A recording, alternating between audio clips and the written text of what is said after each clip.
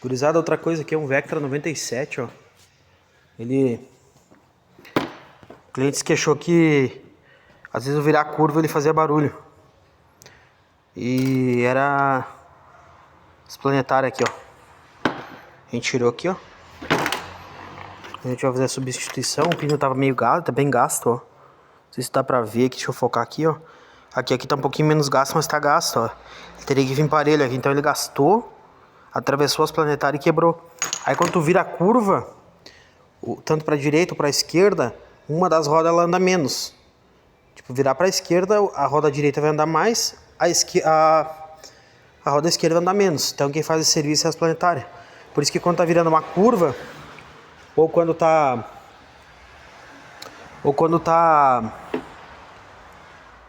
fazendo, manobrando, enfim, começa a fazer esse barulho. Então é a caixa de satélite. Aí eu tirei fora ali, não precisa tirar a caixa. Só tirei, desrosquei aqui do lado que tem aqui. E aí tira essa outra franjinha que tem do outro lado, que tem 5 parafusos. Tira as pontas de eixo. Aí desce a caixa de satélite aqui. Aqui vai a coroa. Aqui é a coroa. Feito, galera. Espero ter ajudado. Se inscreve no canal aí.